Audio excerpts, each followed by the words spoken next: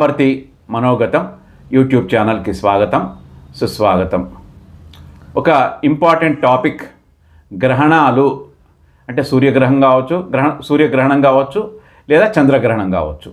వీటిపైన సామాన్య ప్రజల్లోనే కాకుండా మామూలుగా చదువుకున్న విద్యార్థికుల్లో కూడా అనేక రకాలైన అనుమానాలు ఉన్నాయి. అయితే అనుమానాలను నివృత్తి చేయడానికి కోసం అని చెప్పేసి మా మిత్రుడు, ఒక రకంగా మా గురువు, వయసులో నాకంటే చిన్నవాడు కానీ మేధాశక్తిలో చాలా గొప్పవాడు, భూపతి రెడ్డి గారు, నర్రా భూపతి రెడ్డి, ఒక జియోఫిజిసిస్ట్. ఆయనకు పూర్తిగా ఈ గ్రహణాల పైన అవగాహన ఉంది. వీరు మోటివేషనల్ క్లాసెస్ తీసుకుంటుంటారు. సుమారుగా 500 క్లాసెస్ తీసుకోవడం జరిగింది. ముఖ్యంగా రంగారెడ్డి, హైదరాబాద్ జిల్లాలోని ప్రభుత్వ పాఠశాలలోనే కాకుండా డిగ్రీ కాలేజెస్లో, జూనియర్ కాలేజెస్లో కూడా అనేక రకమైన మోటివేషనల్ క్లాసెస్ తీసుకుంటూ ఉంటాడు. ముఖ్యంగా మ్యాథమెటిక్స్ ఈజీగా ఎలా సాల్వ్ చేయాలి అంటే, ఒకప్పుడు ఆల్జిబ్రా అంటే గుండె గాబరా కాదు, ఆల్జిబ్రా అంటే ఆడుకుంటూ ఎలా సాల్వ్ చేయొచ్చు అని చెప్పడంలో భూపతి రెడ్డి గారు దిట్ట. అయితే ఇప్పుడు ఈ గ్రహణాల పైన మనకు సామాన్య ప్రజలకు ఉన్న అపోహలు ఏంటి, వాటిని ఎలా తీర్చాలి అన్న విషయం పైన వివరణ ఇవ్వడానికి కోసం అని చెప్పేసి భూపతి రెడ్డి గారిని ఆహ్వానిస్తున్నాను. సార్ నమస్తే, స్వాగతం సుస్వాగతం. నమస్తే అండి. నమస్తే సార్.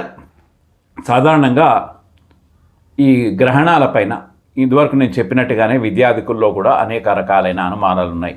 ముఖ్యంగా అవి ఏంటంటే, గ్రహణం సమయంలో కదలకుండా కూర్చోవాలి, లేదా వీలైతే పడుకోవాలి, తినకూడదు, తాగకూడదు, అట్లాగే గ్రహణం మొర్రిల అన్న వ్యాధి సంభవిస్తుందని చెప్పేసి ముఖ్యంగా గర్భిణీలను చాలా భయపెడుతూ ఉంటారు. ఇలాంటివి చాలా ఉన్నాయి. అంతేకాకుండా గ్రహణం తర్వాత స్నానం చేయాలంటారు. ఎంతవరకు ఇది కరెక్టు? ముఖ్యంగా ఇలాంటి అపోహలను తీర్చడానికి శాస్త్రీయంగా, సైంటిఫిక్గా మనకు చెప్పడానికి కోసం అని చెప్పి నర్రా భూపతి రెడ్డి గారు ఉన్నారు. సార్ కొంచెం వివరంగా చెప్పండి. గ్రహణం అనేది ఒక అద్భుత ఖగోళ ప్రక్రియ. గ్రహణ సమయంలో భూవాతావరణంలో మార్పులు రావడం సహజం. కాకపోతే ఏదో కీడు చేస్తాయి, ఏదో ప్రమాదం వస్తాయి అన్నంత స్థాయిలో లేకున్నా భూవాతావరణంలో ఖచ్చితంగా మార్పులు వస్తాయి.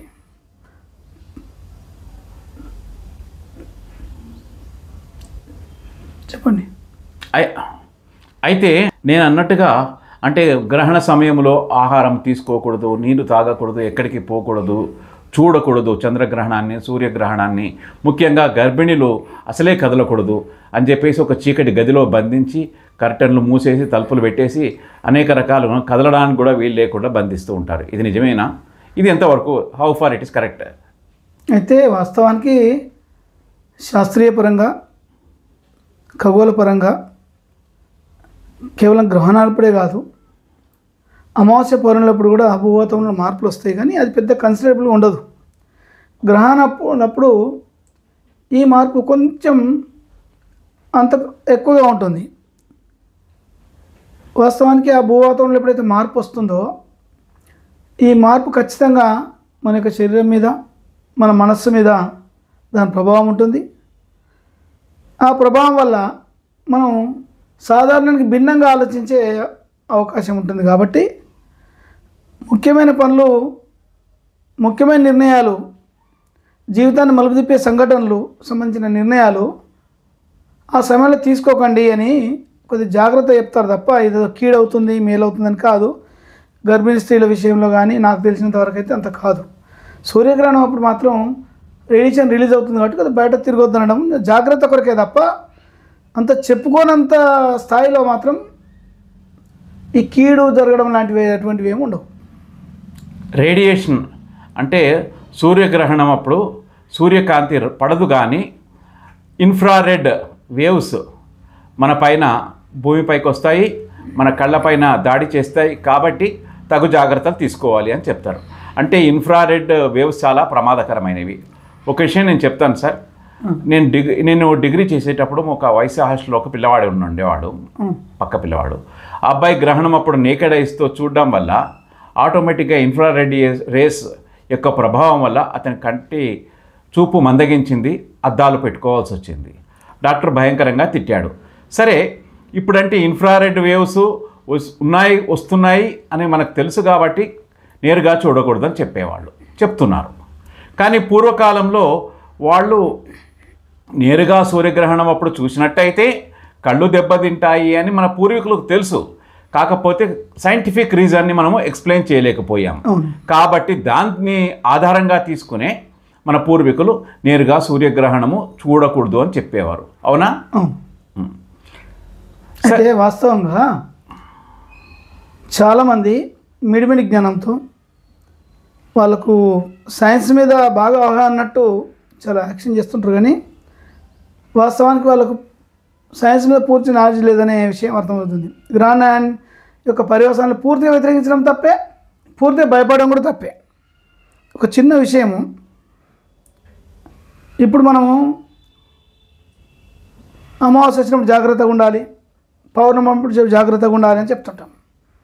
అదేదో పిచ్చి అంటారు, ఎవరికి నోటికి వచ్చినట్టు వాళ్ళు మాట్లాడుతుంటారు. కానీ మనం సముద్రం పక్కకి వెళ్ళి చూస్తే ఈ అమావాస్య పౌర్ణమిలో స్పష్టంగా మార్పు కనబడుతుంటుంది. ఆటుపోట్లు వస్తుంటాయి, అంటే అలలు సాధారణ కంటే గరిష్ట ఎత్తులో అలజడి సృష్టిస్తుంటాయి. మరి వాటికి ఏం తెలుసు అమావాస్య పౌర్ణమని? అంటే అర్థం ఏంటి? అక్కడ ఏదో చేంజెస్ అయితే జరుగుతున్నట్టు మనం అర్థం చేసుకోవాలి. అదే గ్రహణం వచ్చినప్పుడు ఏంటి? అమావాస్య పౌర్ణమి అప్పుడు చంద్రుడు, సూర్యుడు, భూమి దాదాపుగా ఒకే సరళరేఖలు ఉంటాయి కాబట్టి ఆకర్షణ శక్తి ఒకే దిశలో పనిచేసే అవకాశం ఉంటుంది. గ్రహణం అప్పుడు ఇంకా సరేఖీయంగా ఉంటుంది, ఇంకా ఒకే రేఖలో ఉంటుంది కాబట్టి ఇంకా దాని యొక్క ఫలితం గరిష్టంగా ప్రభావం గరిష్టంగా ఉంటుంది. అదే సూర్యగ్రహణం అయితే ఏంటంటే చంద్రుడు, సూర్యుడు కూడా ఈ భూమి యొక్క ఆకర్షణను ఒకే వైపు లాగుతుంటాడు కాబట్టి ఇంకా గరిష్టంగా ఉంటుంది. కాబట్టి ఆ రోజు అలలు ఇంకా గరిష్ట స్థాయిలో. అంటే అర్థం ఏంటి? నీళ్ళు అంత పైకి ఎగురుతున్నాయి అంటే ఆ రోజు భూమి ఆకర్షణ శక్తి తక్కువ ఉంటుంది. అంటే భూమి ఆకర్షణ తక్కువ ఉంటుందనే దానికంటే ఎక్కువ ఈ భూమి ఆకర్షణ ఓవర్టేక్ చేయడానికి సూర్యుడు, చంద్రుడి యొక్క ఆకర్షణ కూడా ఒకే దిశలో పనిచేసి వాతావరణ పీడనంలో మార్పు వస్తుంది. దానివల్ల సముద్రంలో నీళ్లు అత్యధిక గరిష్ట స్థానభ్రంశం చెందే అవకాశం ఉంటుంది. అక్కడ నీళ్ళు అనేది మనకు కనబడుతుండొచ్చు, కానీ ఇక్కడ గాలి కనబడకపోవచ్చు. గాలికి, నీటికి ఏదైతే మార్పులు సంభవిస్తుంటాయో గాలి వాతావరణంలో కూడా అదే మార్పులు సంభవిస్తాయి. గాలిని కూడా పైకి లాగుతుంటాయి సూర్యచంద్రుడు వారి ఆకర్షణ ప్రభావం వల్ల.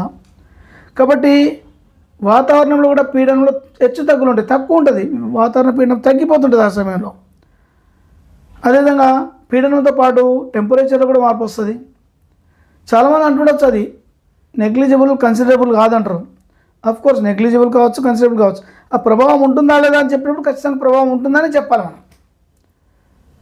ఎందుకంటే నిజమైన సైంటిస్ట్ అన్నప్పుడు మైక్రో లెవెల్ చేంజెస్ని కూడా, అంతకంటే తక్కువ స్థాయి నానో లెవెల్, అట్టో లెవెల్ చేంజెస్ని కూడా అబ్జర్వ్ చేసేవాడే నిజమైన శాస్త్రవేత్త. ఇవన్నీ చెప్పి ప్రజల్ని జాగ్రత్త పరిచేవాడు శాస్త్రవేత్త తప్ప అనవసర భయాలు సృష్టించేవాడు శాస్త్రవేత్త కాదు.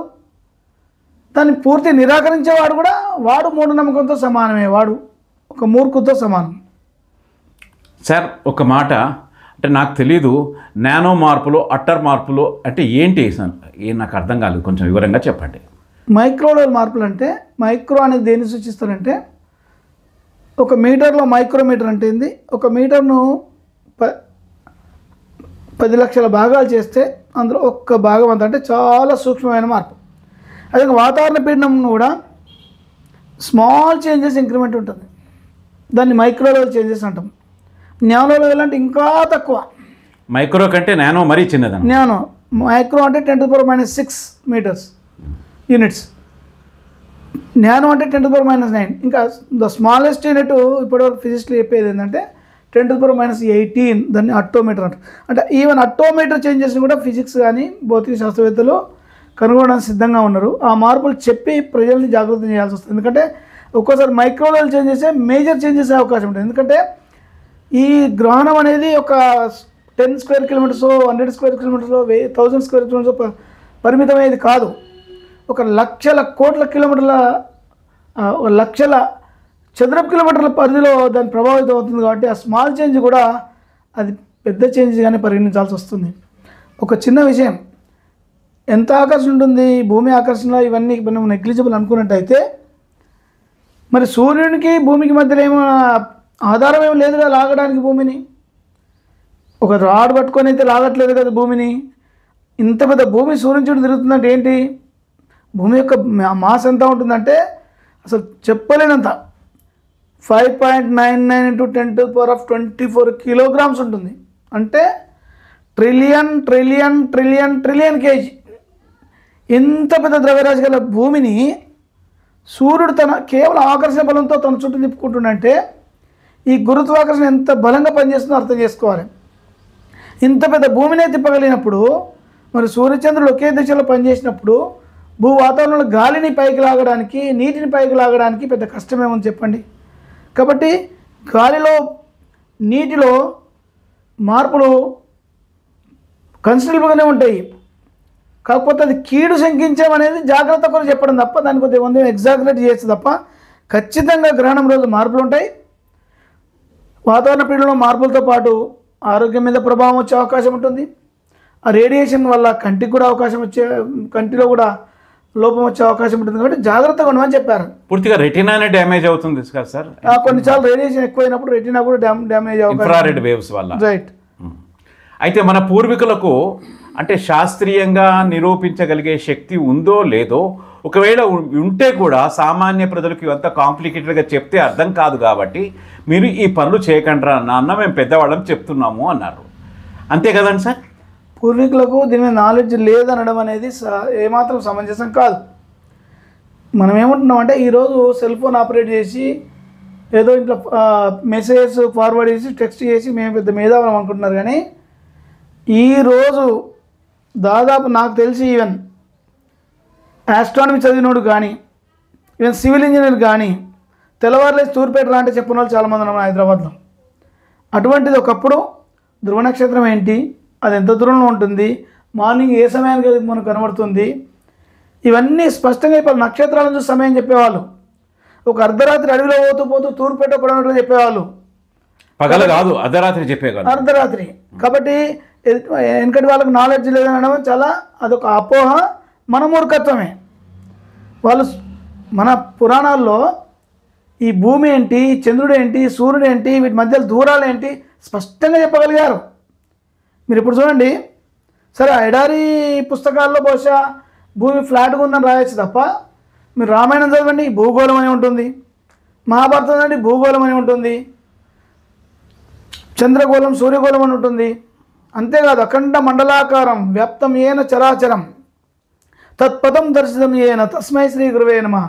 కేవలం సూర్యుడు భూమి చంద్రుడే కాదు, మొత్తం చరాచర సృష్టి అంతా గోళాకారంలో ఉంటుంది అని మన పూర్వులు అంత స్పష్టంగా చెప్పగలిగారు. ఏ రకమైన పరికరాలు ఈరోజు చెప్పే మైక్రోస్కోప్లు ఇవన్నీ టెలిస్కోప్లు లేనప్పుడు కూడా అంత స్పష్టంగా చెప్పగలిగారు. సరే వాళ్ళకు నాలెడ్జ్ లేదని చెప్పడం అనేది మన మూర్ఖత్వం. అన్నీ నిరాకరించడం తప్పే, కాకపోతే మధ్యలో కొన్ని మూఢనమ్మకాలు చేరొచ్చు, ఉన్నదాన్ని కొద్దిగా ఎగ్జాగరేట్ చేసి ప్రజలు ఆందోళన చెందొచ్చు. ఆ ఆందోళన మనం నివారించాలి తప్ప అసలు శాస్త్రమే కాదు అది మూఢనమ్మకం అనడం అనే వాళ్ళ మూర్ఖత్వం ఇది. సార్ ఒకటి మామూలుగా ఏంటంటే ఆర్యభట్ట మనకు ఖగోళ శాస్త్రజ్ఞుడు, ఆయన భూమి గోళాకారంగా ఉంది అని చెప్పేసి అందరికంటే ముందే చెప్పిన సందర్భం నిజమే కదా? అది ఆర్యభట్ట చెప్పారు. ఆర్యభట్ట కంటే ముందు మహాభారతం చదివింది ఆర్యభట్ట కంటే ముందే కదా. రామాయణం అంతకంటే కొన్ని వేల సంవత్సరాల క్రితమే చదివింది కదా. మీరు దాంట్లో చూడండి, ఇప్పటికీ స్పష్టంగా భూగోళం అనే ఉంటుంది. ఋగ్వేదంలో అంతకంటే ముందు, రామాయణం కంటే కూడా ముందు రచించేది ఋగ్వేదం, వేదకాలంలో భూగోళస్య అని ఉంటుంది. అనేక మంత్రాల్లో భూగోళస్య అని ఉంటుంది అనమాట.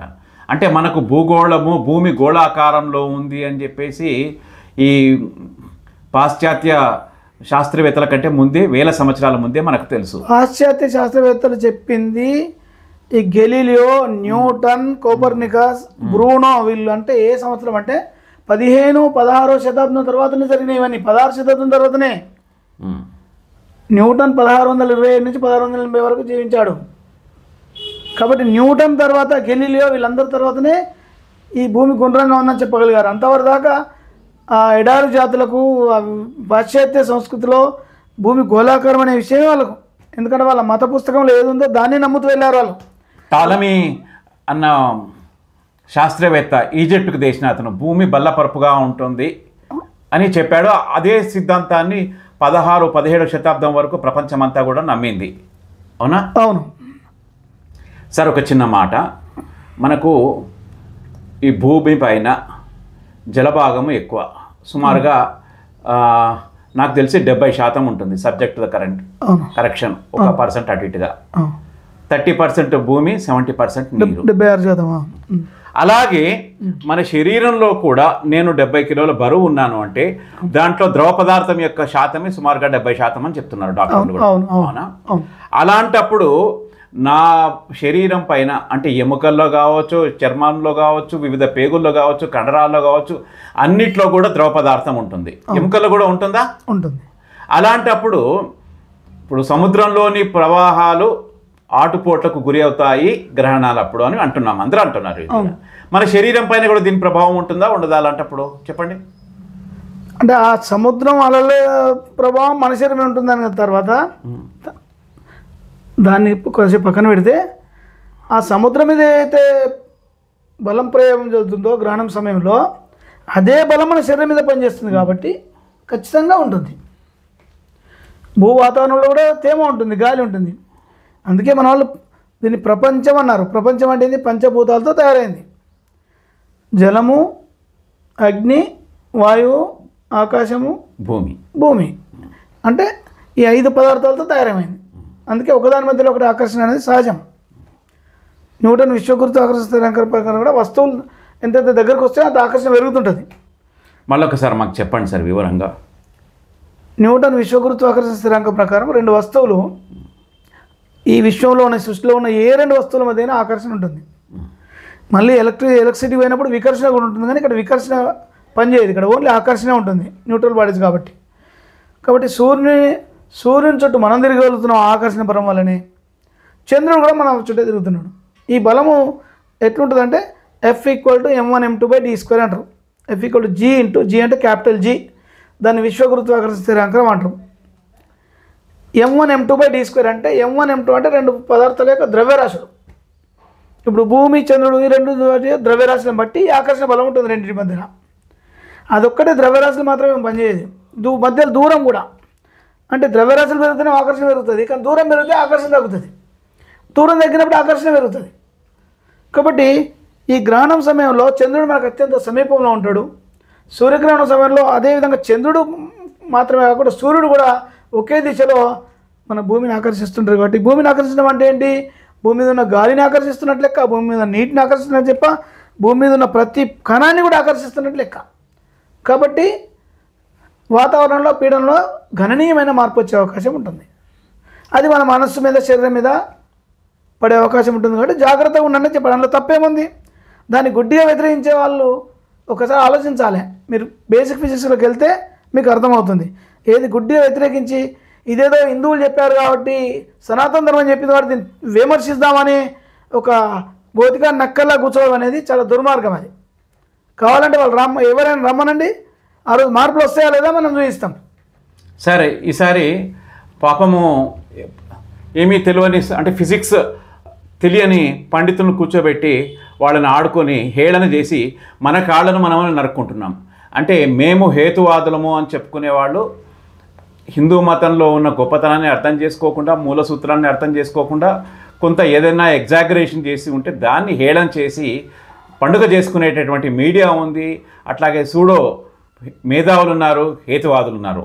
వారందరికీ కూడా భూపతి రెడ్డి గారు ఛాలెంజ్ ఏంటంటే, ఈసారి ఎప్పుడైనా మీడియాలో పిలవండి, నేను వాళ్ళకు జవాబు చెప్తాను అని అంటున్నారు. అవునా అండి? హేతువాదం అనేది వెర్రి తలలు వేస్తుంది. అసలు హేతువాదులు నిజంగా హేతువాదులు కాదు. వాళ్ళు హిందూ ధర్మాన్ని వ్యతిరేకించే నెపంతో విదేశీ మతాల వాళ్ళు చేరారు, దానిలో కమ్యూనిస్టులు చేరారు, రకరకాల వాళ్ళు చేరి దీన్ని ఈర్ష్య, ద్వేషం, విద్వేషం తప్ప వాళ్ళలో నిజంగా ఇది ఎంతవరకు శాస్త్ర సమ్మతము, దీని ఎంతవరకు యాక్సెసిబిలిటీ ఉంటుంది, ఈ యాంగిల్ ఎన్నడూ ఆలోచించట్లేదు. గుడ్డిగా రావడం, ఆలోచించడం, విమర్శించడం, నోటికొచ్చినట్టు మాట్లాడిపోవడం తప్ప వాళ్ళని చెప్పమనండి.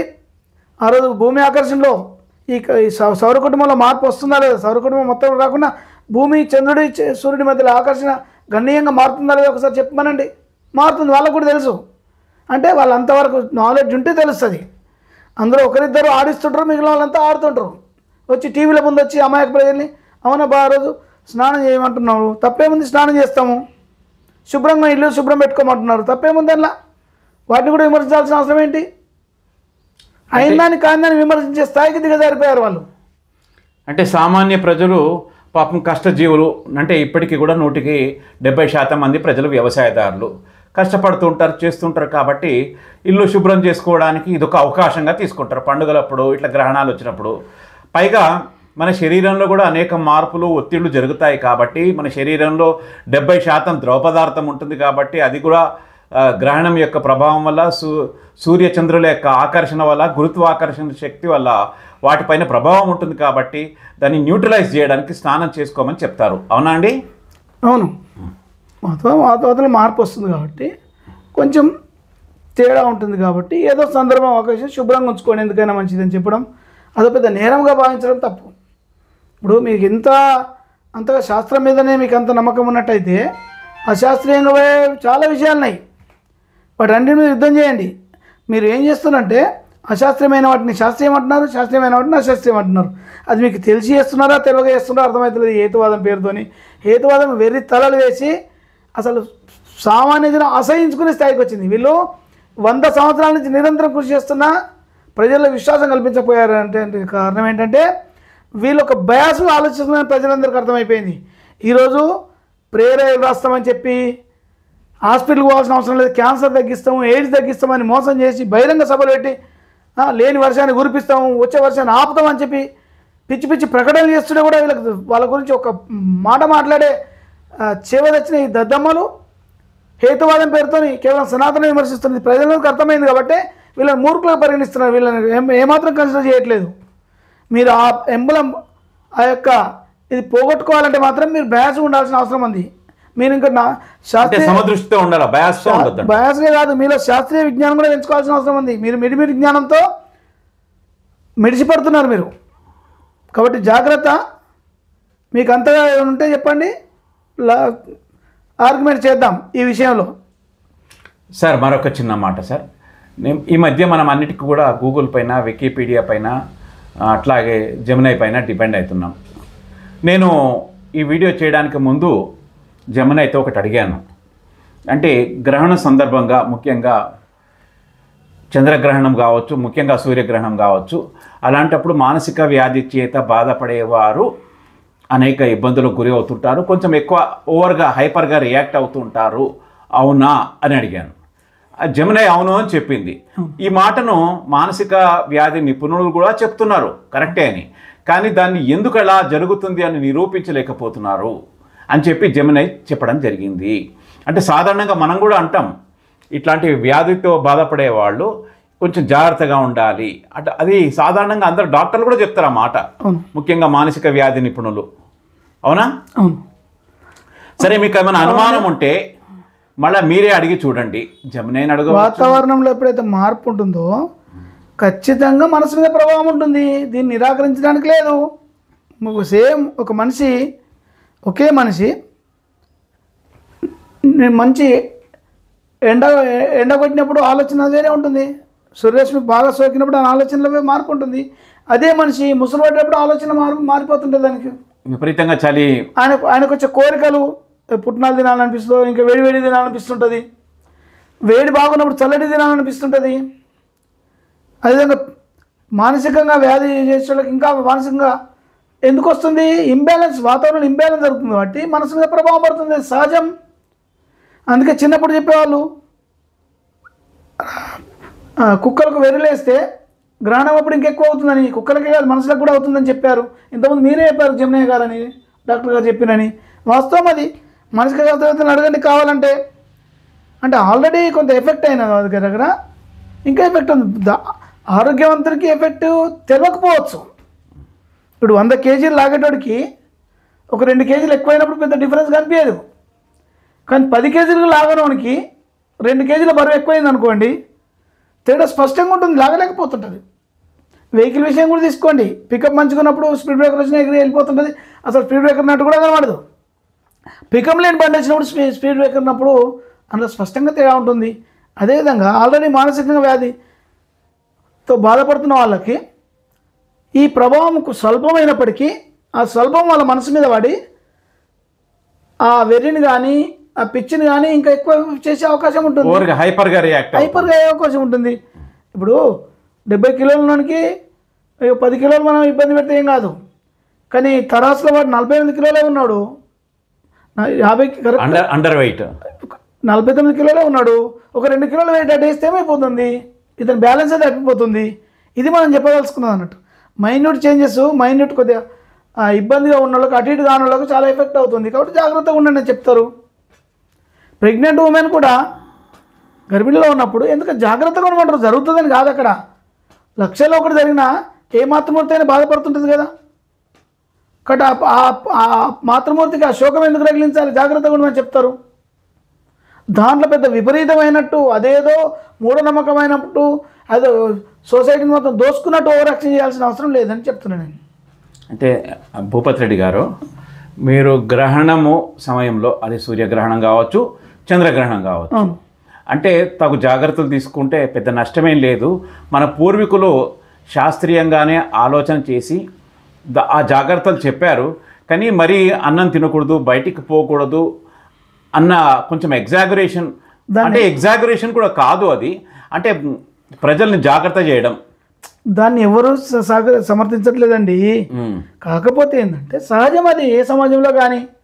ఇప్పుడు ఒక న్యూస్ ఉందండి, అల్వాలో దొంగతనం జరిగింది అంటారు. ఈ దొంగతనం మీరు రిపోర్టర్స్ ఏం చెప్తారు?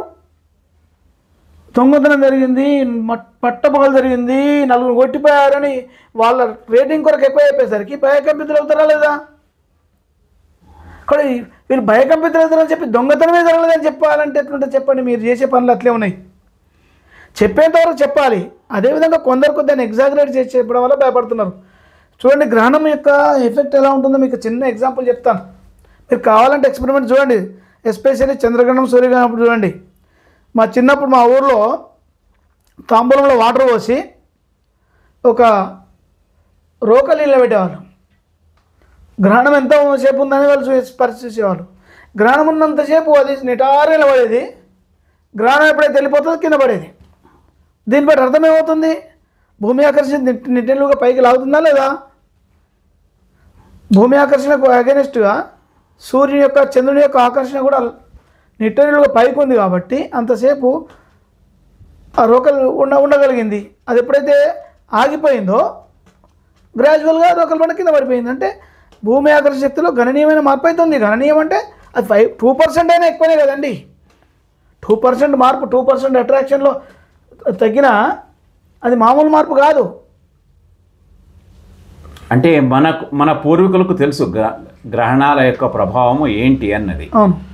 కాకపోతే కొంచెం ఎక్కువ అయి ఉండవచ్చు సారము, కానీ దాన్ని తగ్గించుకొని ఈ దిశలో మన పూర్వీకులు ఎలా చెప్పగలిగారు కదండి. ఇప్పుడు మనము తూర్పు పడమర ఏందో కూడా తెలియదు. ఈ రోడ్డు మీదకి వచ్చే బ్యాచ్, ఈ మన హేతువాద బ్యాచ్ అని, కమ్యూనిస్ట్ బ్యాచ్ అని రోడ్డు మీదకి వస్తుంటారు కదా. వీళ్ళకి గ్రహణం ఎప్పుడు వస్తుందో చెప్పమన్నట్టు చూద్దాం. వీళ్ళకి అమావాస్య పౌర్ణమి ఎట్లా వస్తుందో చెప్పమన్నట్టు చూద్దాం. వాళ్ళకు అమావాస్య పౌర్ణమి ఇంగ్లీష్ తిథులు వాడతారు. అసలు ఇంగ్లీష్ డేట్స్ అనేది సైంటిఫిక్ కాదు. దేన్ని సైంటిఫిక్ అంటారంటే సైన్స్లో ఒకటి ఉంటుంది, it is considered as a scientific which can be defined by all means.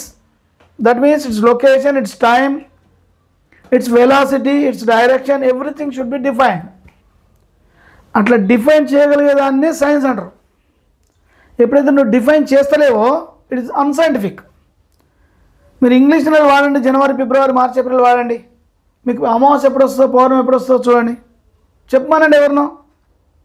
వాడు ఎంఎస్సి 10th చదివినా, ఇంటర్మీడియట్ చదివినా, బీఎస్సీ ఫిజిక్స్ చేసినా, ఎంఎస్సీ ఫిజిక్స్ చేసినా, ఎంఎస్సీ ఆస్ట్రానమీ చేసిన వాడు ఇన్స్ట్రుమెంట్ లేకుండా వాడు గ్రహణం ఎప్పుడుందో చెప్పలేకపోతున్నాడు.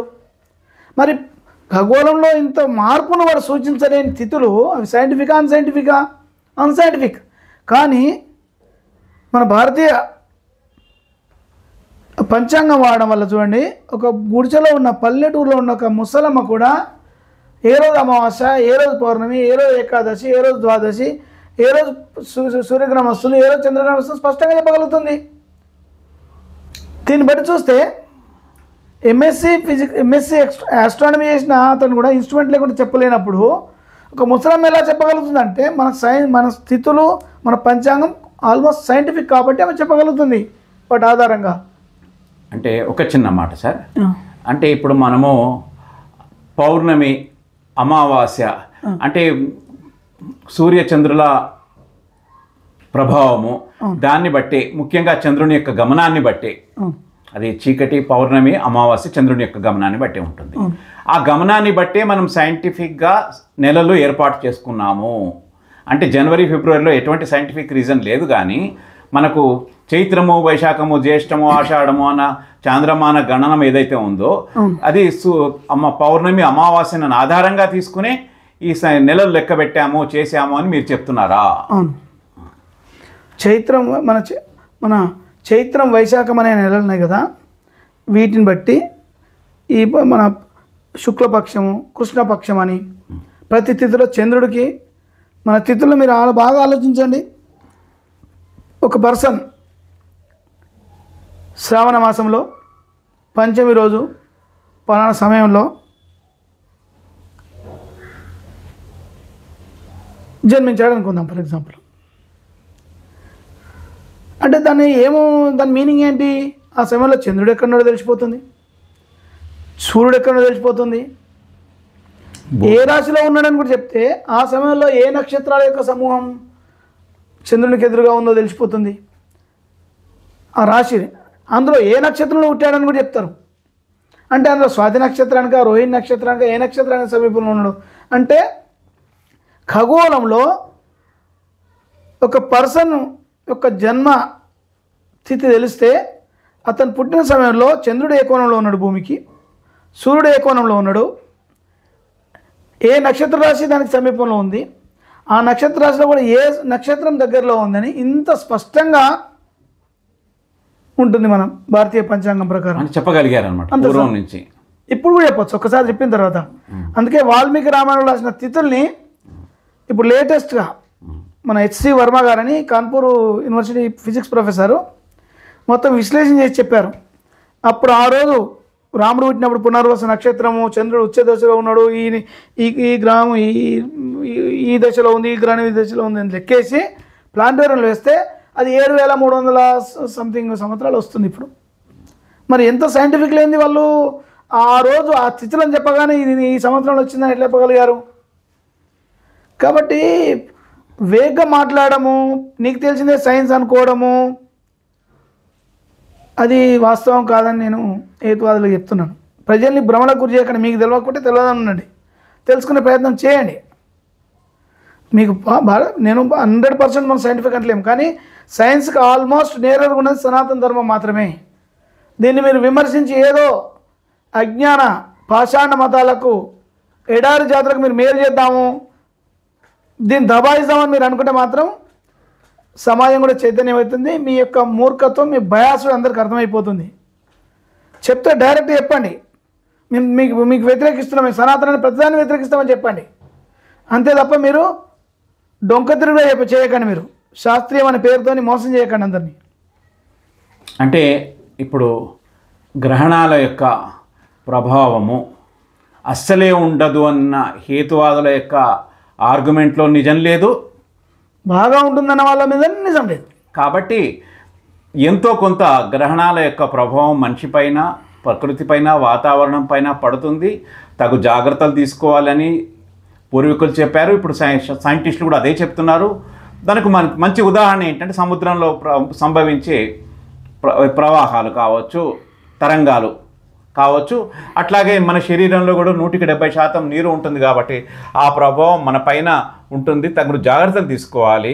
అట్లాగే గ్రహణాలు చూసేటప్పుడు, ముఖ్యంగా సూర్యగ్రహణం చూసేటప్పుడు నేరుగా చూడకూడదు, నేకెడ్ అయితే. సూర్యగ్రహణం ప్రభావం ఎక్కువ ఉంటుందండి, చంద్రగ్రహణం ఎక్కువ ప్రభావం ఉండదు, మనం ఒప్పుకునేదే. ఎందుకంటే ఆ రోజు ఆకర్షణ శక్తి మరింత ఎక్కువ ఉంటుంది, సహజం. అది కామన్ జనరల్ బేసిక్ ఫిజిక్స్ ప్రిన్సిపలే అది. మీరు దాన్ని డెనీ చేస్తే మీరు న్యూటన్ డెనీ చేసినట్టు, గెలీలియో డెనీ చేసినట్టు, అరిస్టాటిల్ డెనీ చేసినట్టు, కోపర్నికస్ను. కాబట్టి గ్రహణాలపైన ఉన్న అనేక అనుమానాలను నివృత్తి చేశారు జియోఫిజిసిస్ట్ భూపతి రెడ్డి గారు. ప్రజలు కూడా దీన్ని మీరు కూడా ఆలోచన చేయండి. సార్ చెప్పిందే కాదు, నేను చెప్పిందే కాదు, మళ్ళీ క్రాస్ చెక్ చేసుకోండి. ఎంతో విలువైన సమాచారాన్ని మేము అడగగానే ప్రజలకు నివృత్తి చేయడానికి కోసం అని చెప్పి భూపతి రెడ్డి గారు వచ్చారు మన దగ్గరికి. వారికి కాపర్తి మనోగతం యూట్యూబ్ ఛానల్ ద్వారా, వ్యూస్ ద్వారా థ్యాంక్స్ చెప్తున్నాను. అట్లాగే ఫ్రెండ్స్, నిజంగా నేను ఇచ్చిన కాంటెంట్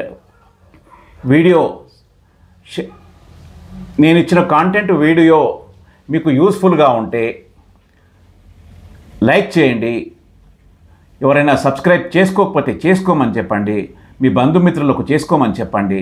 మీరు ఒక్క పైసా ఖర్చు పెట్టకుండా కాపాడితే టీంని ప్రోత్సహించిన వారు అవుతారు. తద్వారా మేము మరింత మంచి కాంటెంట్ను మీకు ఇవ్వడానికి అవకాశము కల్పించిన వారు అవుతారు. జై హింద్.